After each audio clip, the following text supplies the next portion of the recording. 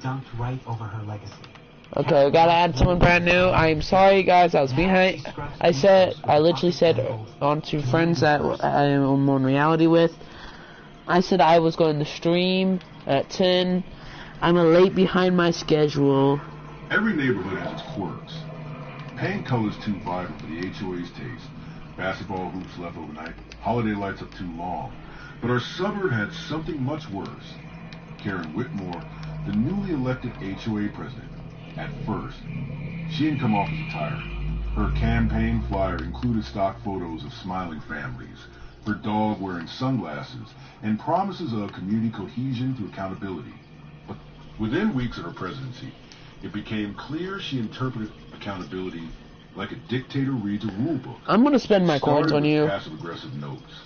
A neon green post that left on my trash bin read, "Your lid was not fully closed. Please respect sanitation aesthetics." No big deal. I thought she was just enthusiastic. Then came the first fine.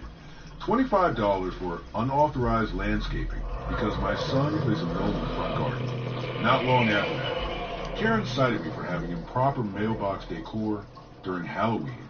It was a magnetic bat. The fines escalated in frequency and absurdity. $1.50 for insufficient grass density. $30 for visible air conditioning unit. $75 because my dog barked for more than 90 seconds. I didn't even know there was Is that concerning? In our HOA charter. Turns out there wasn't. Karen was inventing violations. You can grow a garden, because I really like to play that. Community harmony standards. A vague clause that let her interpret anything as so, disruption. I'm gonna have to be careful how my moods change because I have to stay stable. Because her hanging fern was slightly askew. A single mom across the street received a $60 fine for non-neutral vehicle paint because her car was teal. Every day, residents found... I'm playing Grow a Garden again. I have been busy off stream. Your garden grew while you was gone. What did I got grown? She started joking she had a drone until someone actually spotted her flying one near backyards. Community meetings became unbearable. She would silence dissent with legalese, quoting rules we'd never heard of. Section 8, Clause 3.2. All front-facing fixtures must reflect community uniformity. What does that even mean? When we asked for clarification, she'd smirk and say, "I interpret the rule book for a reason." She loved to call herself Madam President, and refused to answer emails unless addressed with the title. Eventually, she installed her own private mailbox at the HOA office to ensure documentation flow wasn't compromised.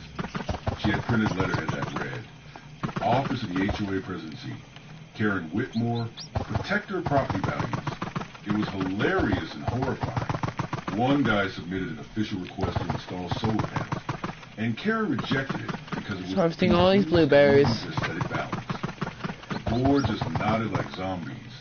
Some of them were scared of her. There's a bloody tomato.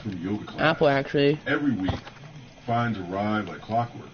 She even created a Karen's Picks section on the HOA newsletter where she shamed the worst offenders with blurry photos of lawns she disapproved of. I was featured 3 times. At first, I paid. I had lots of money. And I appealed. I want to sell my inventory. Denied due to insufficient contrition. Her words.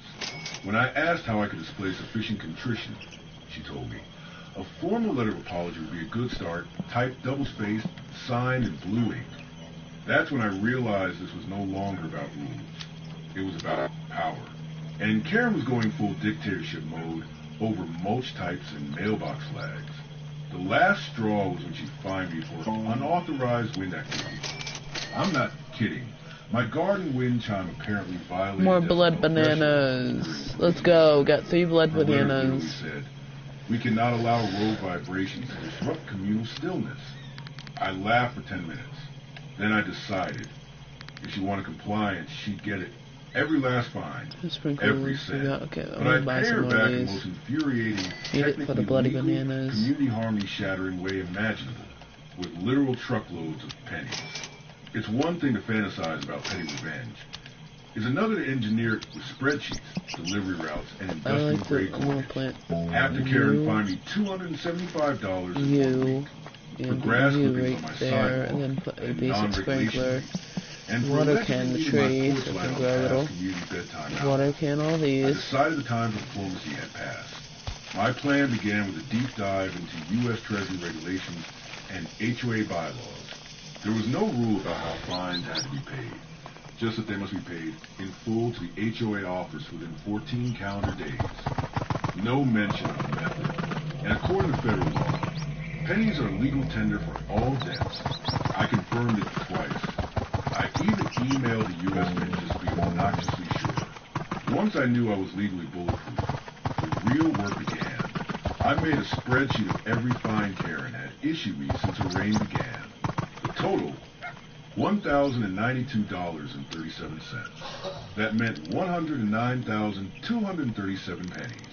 But I wasn't going to stop at just my fines. I contacted other neighbors who've been unfairly cited. The woman with the teal car, on board. The guy fined for holiday projection lights past January 6th. Furious and ready. Within a week, I had 10 neighbors pooling their Karen fines. Combined, we owed the HOA a total of $4,873.41. That's nearly 500,000 pennies. At first, we joked about using buckets, then trash bags. But one neighbor, Greg, retired engineer and full-time mad genius, suggested pallets. We rent a forklift, he said. We go full delivery mode.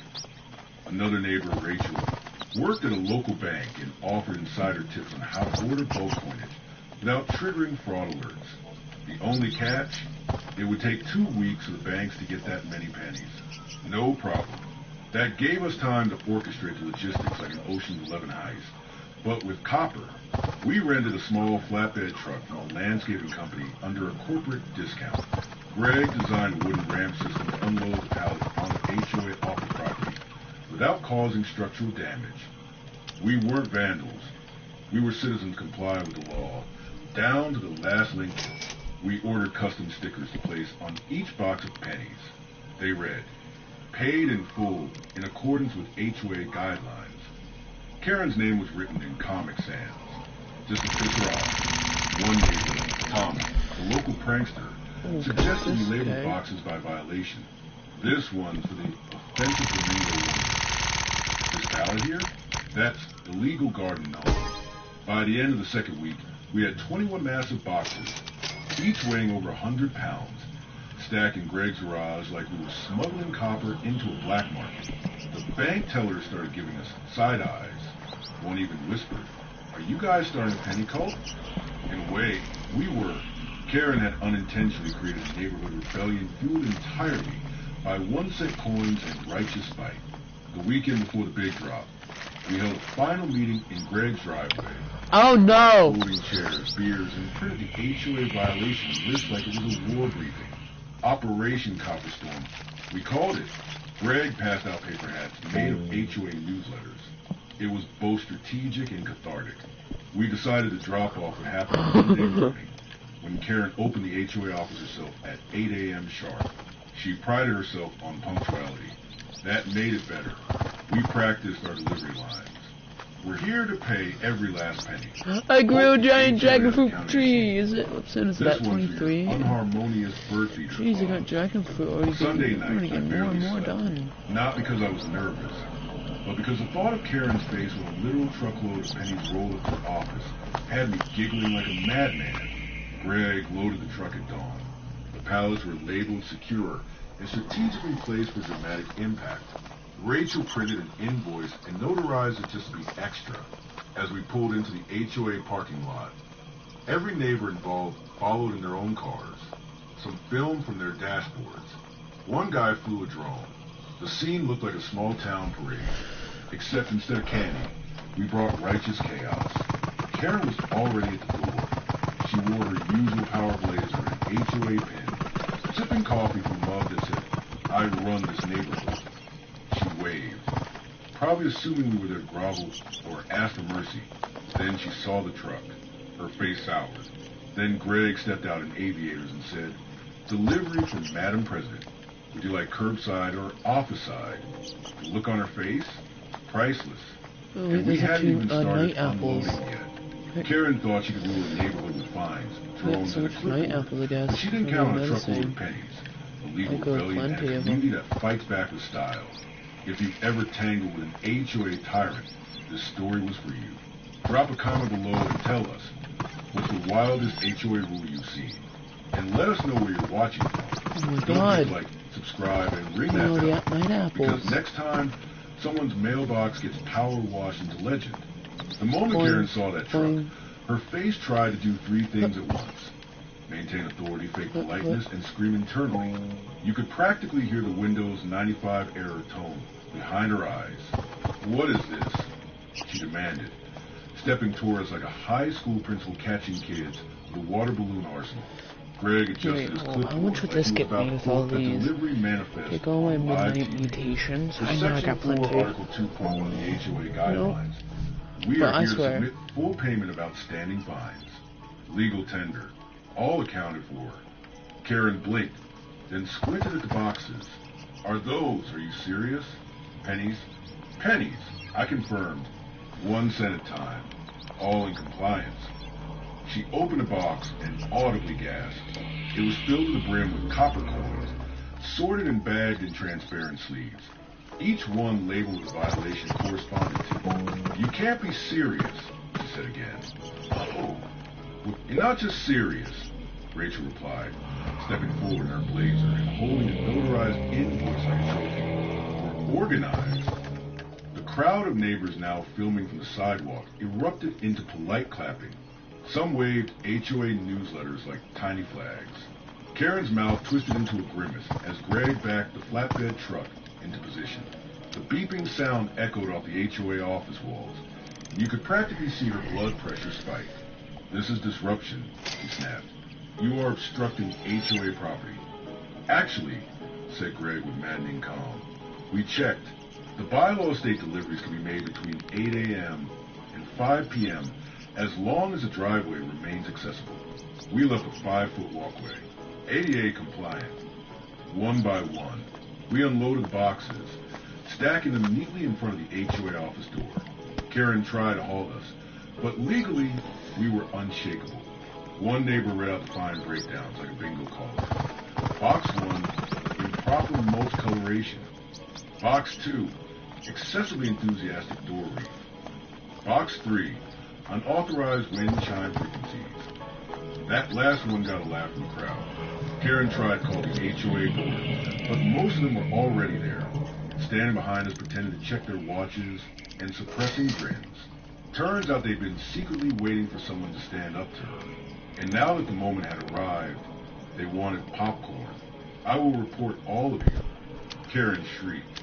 This is harassment. You'll be cited for mob intimidation. I'd like that in writing, I said calmly, holding out a pen and sticky note. Feel free to fine me for excessive community cohesion. The sarcasm hit her like a bag of pennies, which we, ironically, had several of. A local news van drove by, slowed down, and then backed up. The reporter must have sensed the story, because within 5 minutes, the cameraman was filming while Karen desperately tried to shield the HOA sign from view. This is a private matter, she barked. You can't record here. Public property, the cameraman replied. And besides, this is comedy gold. Meanwhile, 2 toddlers from down the street began gleefully playing in a box of loose pennies, giggling and tossing handfuls in the air like confetti. It's raining money, one of them shouted. Karen turned a shade of purple that's probably not medically ideal. Clean that up. You'll scratch the pavement. Pretty sure that's a separate violation, Rachel chimed in. Under Karen's Rule 9.7, all surfaces must remain emotionally balanced and free of trauma. Everyone cracked up. Even the drone operator overhead started blaring money, money, money by ABBA from a speaker tied to the rig. And then came the final blow. A police officer who, unbeknownst to Karen, was a brother-in-law and neighbor fined for unauthorized dog-tail wagging, arrived to mediate. Everything okay here? He asked. Karen pounced like a cat on caffeine. Officer, these people are engaging in public nuisance and currency-based aggression. The officer looked at the boxes. Looks like legal tender to me. You're not going to make them stop? Ma'am, he said, already suppressing a smile. I'm just here to ensure the pennies don't cause a traffic jam.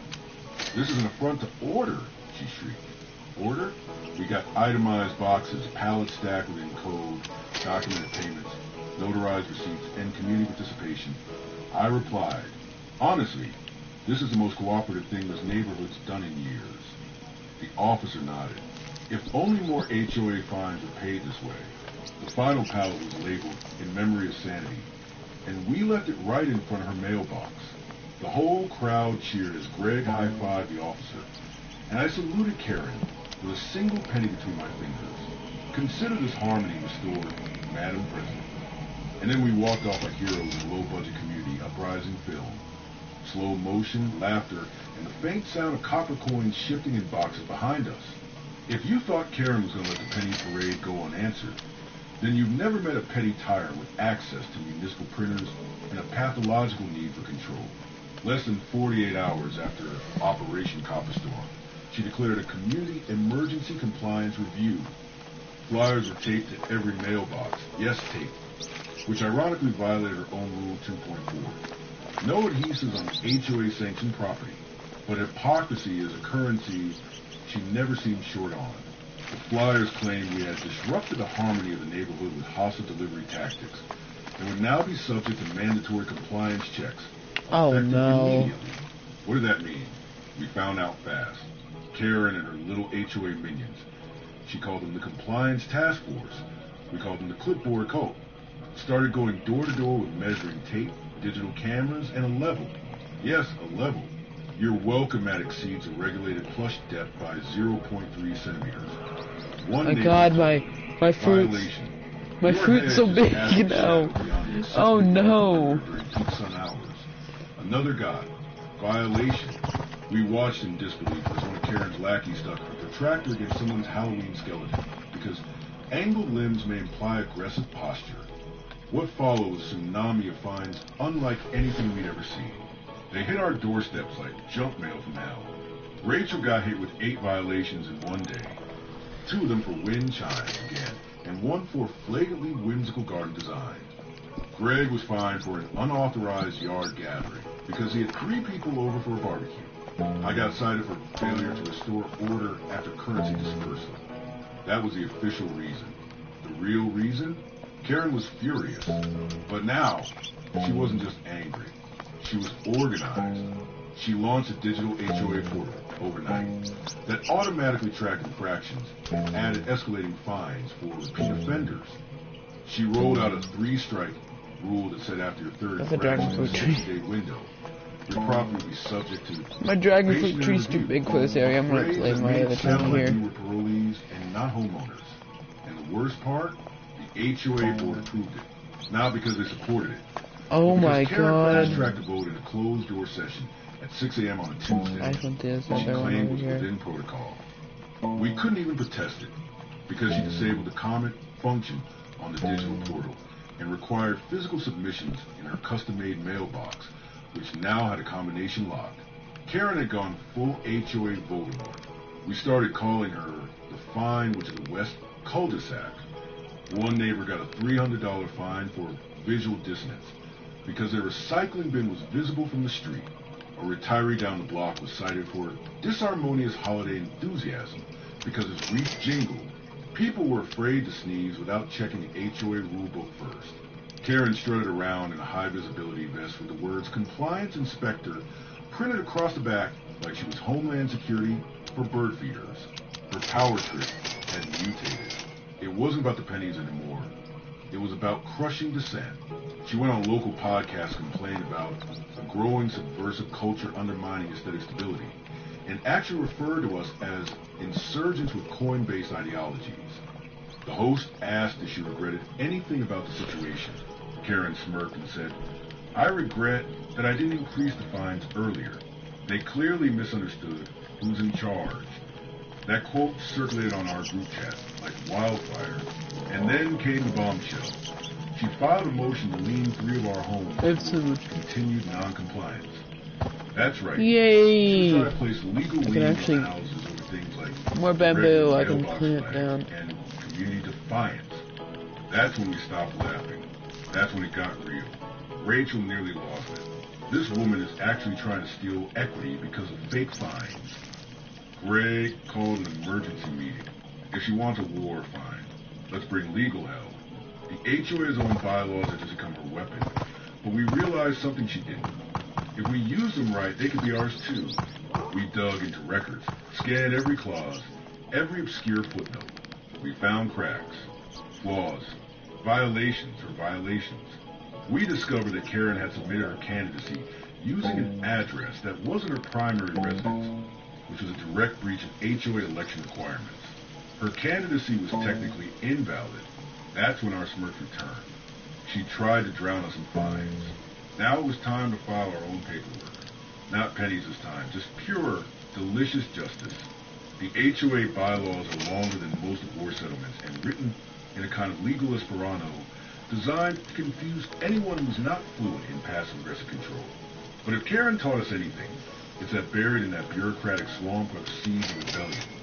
And Rachel was the perfect person to find them. A former paralegal with a thirst for justice and a grudge measured in copper. She spent an entire weekend cross-referencing Karen's HOA candidacy form with public property records, where she found cracked the case wide open. Karen wasn't even eligible to run for HOA president. According to Article 3, Section 1.2 of HOA bylaws, only primary property residents can serve in elected board positions. Karen? She had listed the HOA house as her residence. The property tax record showed she lived in a gated community 15 miles away, one with no HOA and zero tolerance for flamingo lawn ornaments. She owned the property in our neighborhood purely as a rental, and her mail was forwarded to a P.O. box. It was a smoking gun, and we had the paperwork to prove it. Greg, now full-blown rebellion commander, said it best. She's an unelected dictator pretending to be queen. We didn't just sit on the info. We packaged it. We prepared a full report with notarized evidence, tax documents, HOA filing comparisons, and a timeline showing exactly when Karen had started misrepresenting her residency. It was damning, it was irrefutable, and it was ready for war. But we weren't going to drop it at another HOA meeting where she could spit, shout us down, or ban us from speaking. No, we needed witnesses. We submitted our case to the county mediator's office, filed a formal HOA fraud complaint, and posted flyers for a special emergency homeowners meeting. Karen tried to block it, claiming only the president could call such a meeting. But guess what? Bylaws override presidents. If 15% of homeowners petition for a special meeting, it must be held within 10 business days. We got 32%. Karen showed up anyway, flanked by her clipboard coat and wearing a smug smile like she was walking into a surprise birthday party. Let's get this over with, she huffed, waving her iPad like a royal decree. What she didn't expect was a projector screen, the printed exhibits, and a fold-out table labeled Karen's Paper Trail of Lies. Rachel opened the presentation. She clicked to a slide showing Karen's voter registration and mortgage address. This is Karen's listed residence, she said. Click. And this is a house she owns here, but has rented out continuously for 2 years. Click. Here's a copy of the lease agreement she signed as landlord 6 months before filing to run for HOA president. Karen stammered. This is irrelevant. I was elected fairly. But illegally, Greg corrected. You submitted false residency documents. That voids your candidacy under bylaw 3.1.2. You never had the right to run. You never had the right to vote. And you definitely never had the right to fine people for wind chimes and garden whimsy. Murmurs spread through the room like wildfire. Even the loyalists were shifting uncomfortably in their folding chairs. This is a conspiracy, Karen shouted. You're all just angry rule breakers. Then why? Rachel asked sweetly. Did you list your P.O. box as your primary mailing address for all HOA correspondence while renting out your property to an Airbnb guest named Trevor? Yes, we had Airbnb receipts. We had screenshots. We even had a review Trevor left complaining about the overly aggressive... Guys, I'm gonna go for a bit. I'm gonna let my farm just keep on growing. Karen's face paled. You went through my... I'll tell you when I'll be back here soon.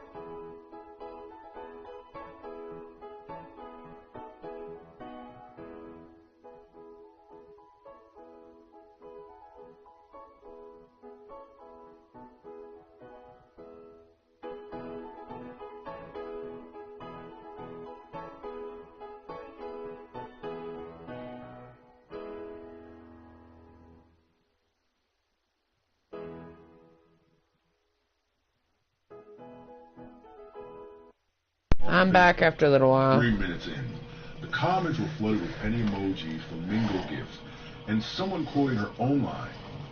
Rogue vibrations disrupt communal stillness. She shut the stream down. The lawsuit moved forward. Her own attorney reportedly advised her to settle. Karen refused. "I won't be silenced by digital mobs," she yelled in deposition.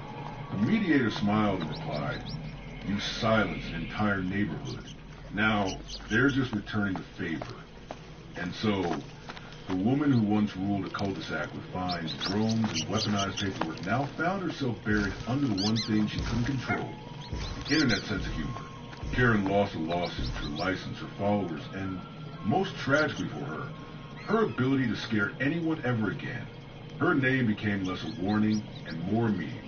The only legacy she left behind was a trail of copper and content, or as one TikTok user put it, Shop has some brand new pets. the internet gave her chaos, views, and a remix she'll never escape.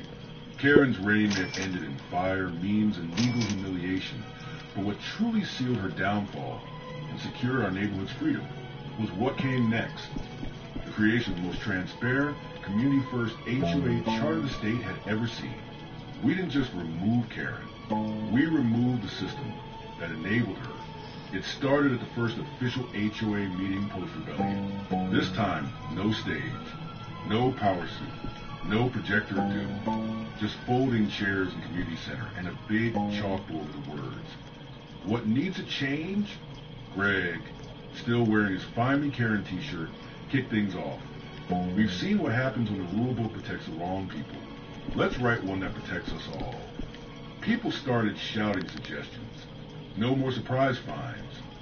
Transparent budgets. No drone surveillance within 200 feet of private property. That one passed unanimously and was nicknamed the Copper Curtain Clause. Rachel suggested a full citizens committee to review new rules before they're enacted. Another neighbor, Linda, proposed a public vote requirement for any bylaw that could incur financial penalties. We added a provision for monthly Q&A sessions with the board. Casual, open-air meetings where no question was off limits and all decisions were recorded and published. No more hidden 6 a.m. meetings. No more power hoarding. And most importantly, no more unqualified tyrants and cardigans try to run the place like a gated regime. But the real turning point came when Anita, our lawyer turned honorary board advisor, suggested we submit the new charter to the state HOA Commission for public recognition. You built something rare, she said. A homeowners association that functions like a real democracy. It wasn't just about bylaws anymore. It was about setting a precedent. We packaged a new charter, complete with annotated clauses, a community impact report, and testimonial letters from over 50 residents. Greg even included before and after photos of lawns, one titled Post-Karen Rewilding. We submitted it with zero expectation of recognition. What happened next stunned us. 3 weeks later, we got an email from the state. Your charter has been accepted as a model HOA policy framework.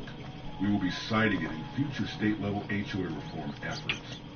Suddenly, reporters came knocking, not for penny drops or drone parodies, but to interview us about governance.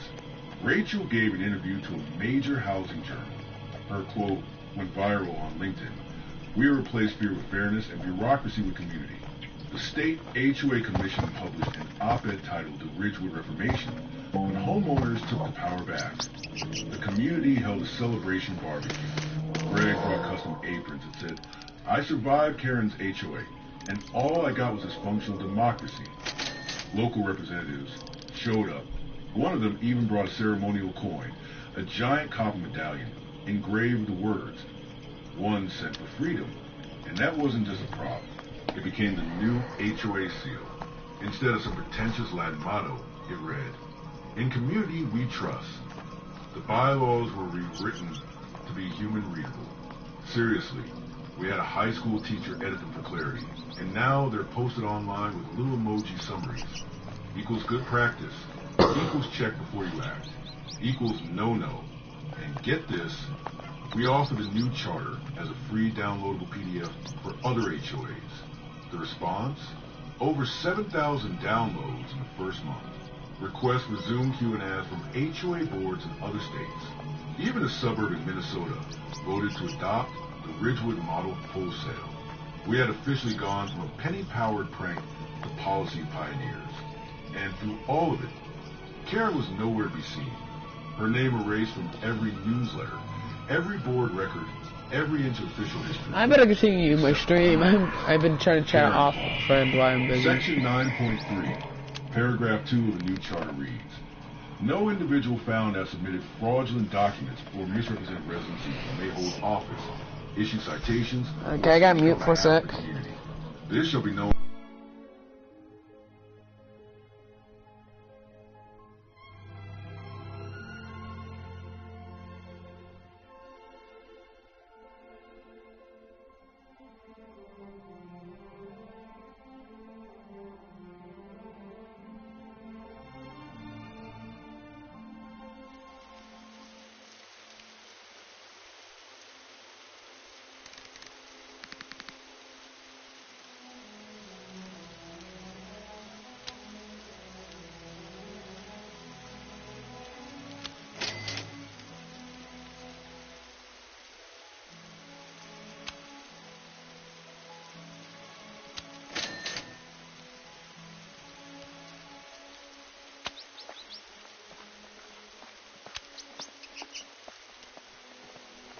Had to do something.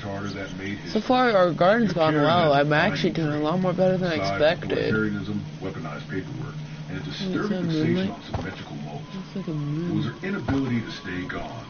After months of public humiliation, failed lawsuits, and a neighborhood-wide glow-up without her iron-fisted rules, you'd think she'd take the hit. I got water in can, and I'm gonna go check with Karen finds a way back. I want to sell my inventory. There were no flyers, no clipboard patrols. Just a car spotted parked outside her old rental. Now owned by a new family with 2 kids and 3 flamingos. At first, we thought she was just visiting. Until Greg got a notification from the Ridgewood United Facebook page. A new user had joined under the name Concerned Community Voice. Their first post? A grainy zoomed-in photo of someone's recycling bin left out 24 hours too early with the caption, still holding each other accountable, or have standards dropped with the bylaws? The comments lit up instantly. Karen, is that you? Blink twice if your drone is okay. She denied it. I'm just concerned former resident who cares about Ridgewood's future. But then she made the mistake of attaching a photo where a personalized HOA clipboard was clearly visible in the reflection of a car window. Boom. Busted. Within minutes, Rachel confirmed it. Karen was back, not as a resident, not even as a renter. She had moved into her cousin's guest room 2 blocks outside HOA borders. Technically not within Ridgewood, but close enough.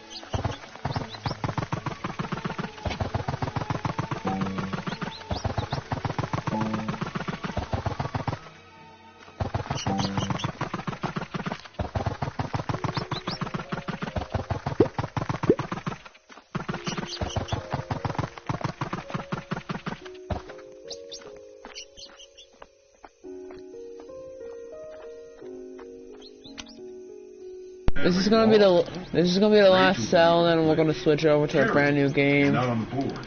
You're not a resident. You're not even a guest speaker. I have the right to defend the values this neighborhood was built on. Karen cried. You replaced order with I'm gonna let my garden grow some more. Sitting in the back with foam finger and a juice box, shouted, "Order stinks." The room burst into laughter. Karen tried to read her amendments anyway. One of them proposed banning outdoor music with emotive bass lines. Another said all flamingos must be pastel and emotionally neutral. Rachel let her talk for 3 minutes, then calmly slid a document across the table. This is a notice of trespassing. You've been observed attempting to enforce authority on property you do not own or reside in, per Perimeter Protocol Clause 4.2. You are now formally banned from all Ridgewood HOA events. Karen stood for, yeah, I sent the friend's request. You can't ban me. I am this HOA. You were, Rachel replied. Now, You're just a story we tell new board members. Greg handed her a tote bag labeled HOA Memories. Inside was a President for Life sweatshirt burned around the edges, a laminated copy of the original drone complaint, and of course, a single penny taped to a note that read, "Please accept this final refund for your contributions to community chaos." Karen stormed out, but not before getting one last poetic humiliation. She tripped on a pink flamingo. The entire room gasped and erupted into applause. A neighbor caught the moment on camera. The slow motion replay, Karen airborne, clipboard flying, blazer flapping like a defeated cable, went instantly viral on the caption, "Karen's Final Fall." That video hit 1.1 million views in 2 days. What's up, guys? And just like that, Suburban Peace returned. Even TikTok's official account commented, "Legendary exit. That was the last time we saw her. She did return. Her cousin sold the house, and her name was quietly removed from the town's HOA archives at her own request. She couldn't stand being remembered as the punchline, but Ridgewood remembered anyway. Every time we saw a trash bin left out for an extra hour, or heard wind chimes dance in the breeze, we smiled. We remember the fall, the rain, and the penny power revolution." Okay, we're gonna do the, see if I can find an Ink Demon one. As Rachel put So, that map. raising a glass of box wine at Copperfest. Some people build fences. We built flamingos, fun and freedom. And that's how you HOA the right way. What started with a penny prank and a power-hungry HOA president snowballed into something no one expected. A national conversation about the dark side of neighborhood governance. Within weeks of Karen's final faceplant over a pink flamingo, news coverage ramped up from quirky, odd news segments to serious features in local and national media. Rachel got a call from a reporter at the Washington Post who had been tipped off by a viral TikTok about a neighborhood revolution in Ridgewood that rewrote the HOA playbook. The article went live under the headline, "When one penny became the price of change." And just like that, Ridgewood wasn't just HOA famous. We were national symbols of suburban reform. More outlets followed. NPR did a full interview with Rachel and Greg titled, "From Fines to Freedom, How One Community Fought Back." They played clips of Karen's infamous quotes next to the new charter's most wholesome rules. One host even chuckled. "This is the most organized rebellion I've ever heard of. It's like Parks and Rec met Les Miserables with flamingos." The most unexpected twist came from lawmakers. A state representative from our district, who'd seen the headlines and heard from several Ridgewood residents, reached out to Rachel and Anita. He wanted to talk HOA reform legislation. His office had received a flood of letters from people sharing horror stories eerily similar to ours. Fines for hanging towels on balconies, rules banning kids from chalk art, fines for barking dogs, Halloween decorations, even garden variety colors. These weren't isolated stories. They were systemic. And now, Ridgewood was a rallying cry. Together, they drafted a policy proposal nicknamed the Ridgewood Bill, a legislative package aimed at increasing transparency, limiting arbitrary finding, and mandating periodic public audits for all HOA financials. The bill proposed mandatory third-party elections, term limits for HOA boards, a standardized homeowner appeal system, and perhaps most importantly, Okay, let's keep this up. rights, included the right to decorative expression, the right to fair process, and the right to record HOA meetings. When the draft was posted online, it exploded. Thousands of homeowners across the country signed an open petition in support. Hashtags like #HoA, #PennyPower, and #FlamingoFreedom trended for weeks. Advocacy groups got involved. Even a retired judge posted a video calling Ridgewood's new charter a model of democratic resilience in small governance. The representative invited Rachel and Anita to testify in a state committee hearing. Anita wore her signature power blazer. Rachel wore a flamingo pin and the original penny dropping voice folded into her purse for emotional support. Their testimony made headlines. She's talking Rachel about, I'm opened. over here just All we wanted was to hang our Mihawk. lights, I plant love our flowers, Mihawk and live in peace. character. What we got was surveillance, threats, and fines for no's. We didn't start a rebellion. We just said enough, and we wrote a better book. The hearing ended with applause. Several lawmakers requested full copies of Ridgewood's charter, and one state senator asked if Rachel would consult for drafting similar legislation in her district. Meanwhile, local governments began holding public HOA reform panels, often referencing Ridgewood by name. They brought in legal experts, homeowners, and yes, some reform-minded former HOA board members who'd once been Karens themselves and now saw the error of their rulebook rigid ways. Even HOA management companies started taking notes. A national HOA consulting firm cited Ridgewood's transition in a white paper on post-crisis community management. The phrase Ridgewood model officially became industry shorthand for how to rebuild after HOA abuse. And while all of this unfolded, Ridgewood continued to thrive. Kids designed freedom flags that now hang at every HOA meeting. The annual Copperfest added a new event, the Penny Toss Reform. Proceeds went to a nonprofit helping elderly residents fight unfair HOA liens. Rachel started a podcast called HOA, Hope Over Authoritarians, which featured homeowner stories from around the country. It rocketed to the top 50 on Apple Podcasts. Greg became a minor celebrity in online HOA circles. People asked for his lawn diagram template and his violation bingo game board. A meme of him holding a pallet of pennies with the caption, "I don't pay in anger, I pay in weight," became a profile picture for dozens of reformers. Karen, of course, hated every second. She wrote a blog titled The HOA Resistance of Can I keep Lie. him coloring in my little buddy? One of them was Rachel.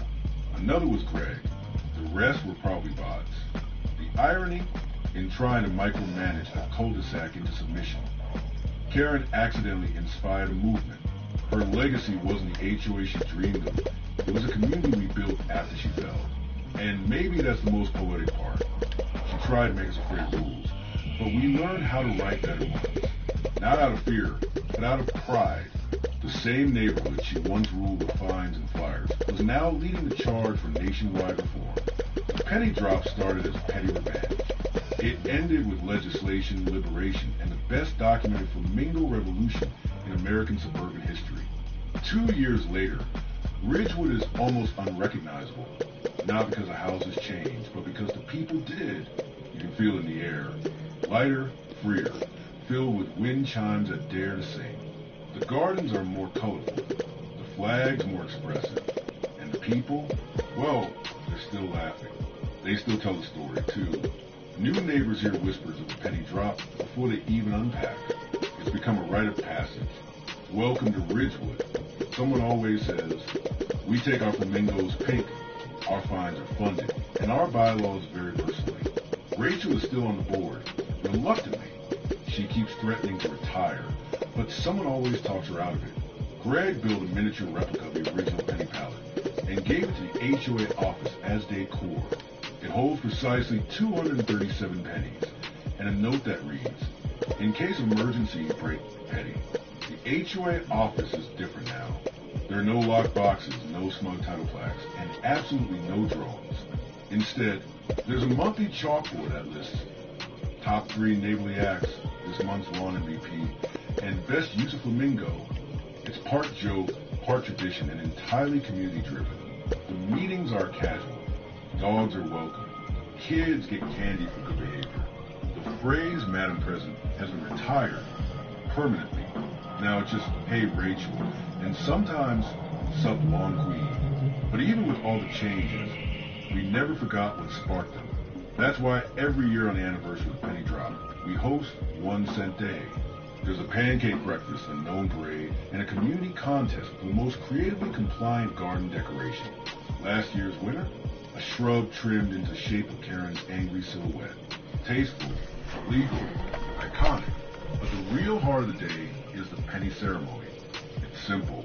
At dusk, neighbors walk up to a copper bowl placed in the center of the community garden, Penny Plaza, and each person drops in a single penny.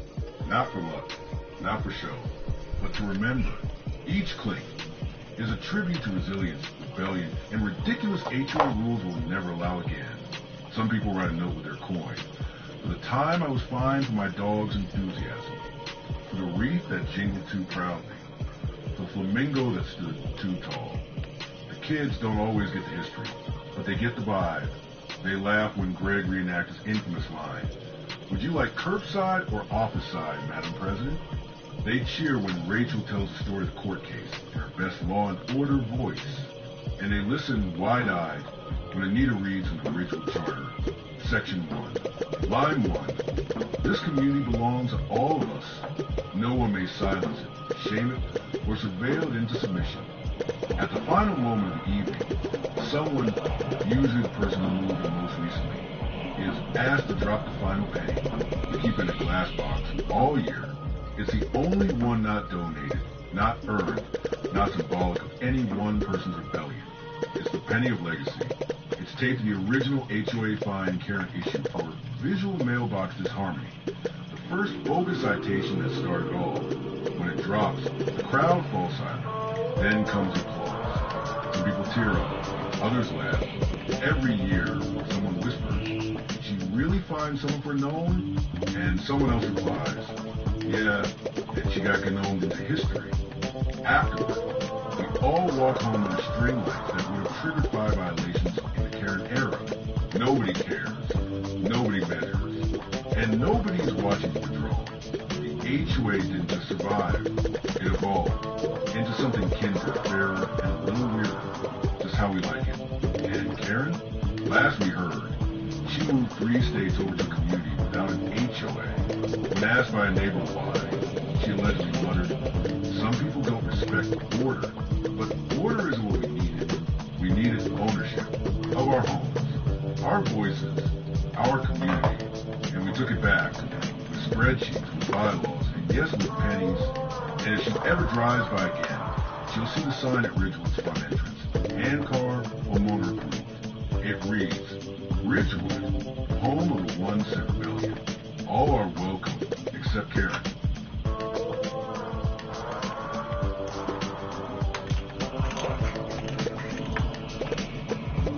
It all started with a lid, a single cracked trash bin lid, to be exact, that mysteriously disappeared one Thursday morning after garbage day, replaced by one that was brand new but clearly not mine, marked with faded initials I didn't recognize.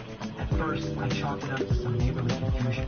Our street had identical black HOA bins and accidents happened. But that illusion vanished the next week when both of my bins disappeared altogether, replaced by 2 others that were visibly older and smelled like death by compost.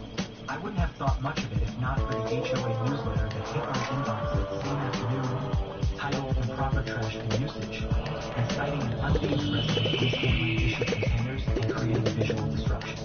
That was the first time I noticed the signature at the bottom. Karen Albright, HOA Secretary, in bold font with an absurd 5-line title underneath. 2 days later, she introduced herself, though introduced might be generous, as she stood arms crossed on my driveway like a middle manager of the apocalypse, informing me with a sugar-coated smile that unauthorized modifications violated Article 7, Section C of our HOA code. When I politely asked what modification she meant, she narrowed her eyes at the replacement bins and said, "Well, clearly these aren't yours anymore," before turning and marching off like she just mic dropped in a courtroom. I didn't yet realize I was dealing with a suburban warlord. That weekend, I noticed the subtle surveillance upgrade Karen had placed one of those fake owl decoys on the corner of her garage. But this one had a camera lens inside the eye. I tested my theory by waving at it while holding up a sign that said, "Smile, Karen." It disappeared the next day. The HOA newsletter that followed accused residents of inflammatory gestures towards security devices, warning of fines. That's when I knew Karen wasn't just nosy. She was treating the HOA like her personal military dictatorship. 3 more weeks went by, and each garbage day, my bins would change. Sometimes cleaner, sometimes dirtier, sometimes marked with numbers that were mine. When I emailed the HOA board asking if there was a bin rotation policy, Karen replied, "Thank you for your inquiry. Proper container stewardship is a shared responsibility. We appreciate your vigilance," which, translated from passive-aggressive Karenese, meant, "Shut up and take it." One day, I caught her red-handed, literally. I was working from home and heard the unmistakable squeak of rubber wheels against asphalt. Peeking through the blinds, I saw Karen in her floral visor and orthopedic sneakers swapping my bins with those from 3 doors down.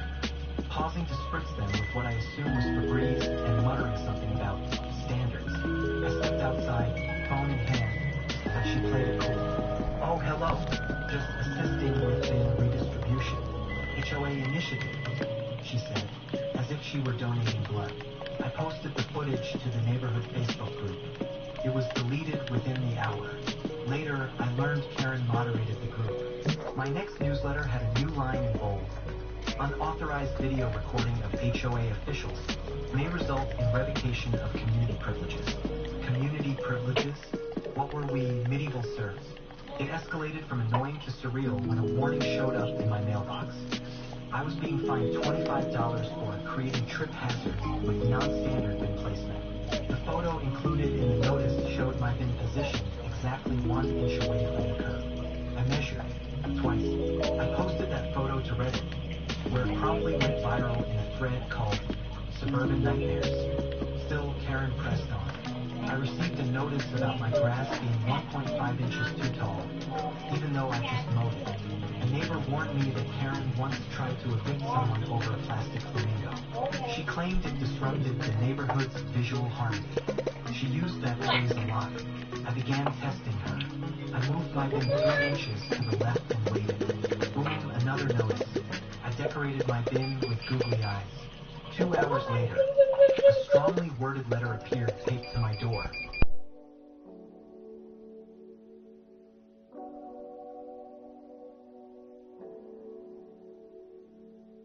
My trash hadn't been picked up at all, because apparently Karen had reported it as contaminated. I asked the sanitation. I got all the dishes I just done drying right now. He looked confused and said, "Lady in the blue Lexus flag." I had to stop because the thing got full, so I don't even own I have them drying.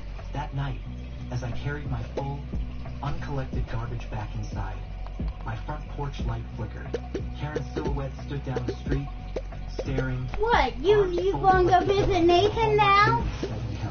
That's when I knew this wasn't over bins. It He was thought about so, control. didn't he? She picked a target, and I was it. But she had no idea what kind of problem she just created. Because I wasn't going to roll over. I was going to roll back. What did Grandpa need a freezer And the bag concrete for? plan was already formed. The meat, Latest stunt with the paint the bologna, or whatever you got them to eat. I did It find was one the for quiet that. kind of snack. Okay. The kind I that just wanted to settles make into sure bones it was that make you that. smile at 2 a.m. while sketching out plans on the napkin. I wasn't just going to We expose stopped her. out at I was Dollar going to Tree. use her own obsession against her. My first step was a Craigslist dive. I found a couple of beat-up bins that looked like our HOA-issued ones, and bought them for $10 each from a guy named Dave who asked 0 questions and offered to throw a broken lawn flamingo for chaos. I thanked him and got to work. Over the course of 3 nights, I filled each of the bins halfway with quickset concrete, mixed carefully in my garage so the noise wouldn't tip off Karen or her squad of